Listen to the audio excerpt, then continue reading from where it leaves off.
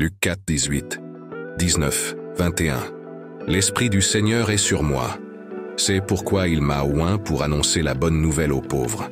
Il m'a envoyé pour proclamer aux captifs la libération et aux aveugles le retour à la vue, pour renvoyer en liberté les opprimés et pour proclamer l'année de grâce du Seigneur.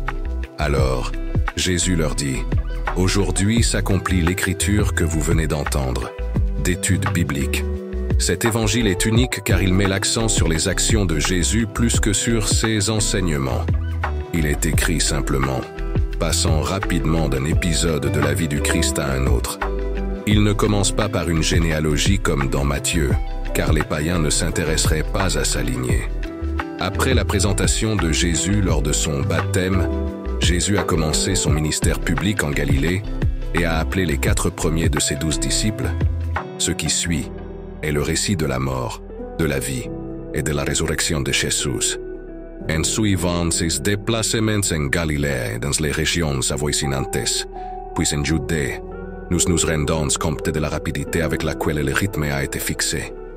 Il a touché la vie de nombreuses personnes, mais a laissé une marque indélébile sur ses disciples. Lors de la transfiguration, Marc 9, 1, 9, il a donné à 3 d'entre eux un aperçu de son futur retour en puissance et en gloire. Et une fois encore, il leur a été révélé qui il était.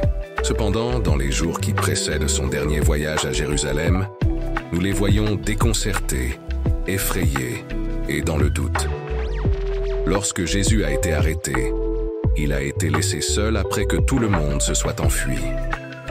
Dans les heures qui suivent, au cours des simulacres de procès, Jésus proclame hardiment qu'il est le Christ, le Fils du béni, et qu'il sera victorieux à son retour. Marc 14, 61-62. La plupart de ses disciples n'ont pas été témoins des événements culminants de la crucifixion, de la mort, de l'enterrement et de la résurrection. Cependant, plusieurs femmes fidèles ont été témoins de sa passion. Si cette vidéo a nourri votre âme, n'oubliez pas de mettre un like et de vous abonner pour plus de partages inspirés par la foi.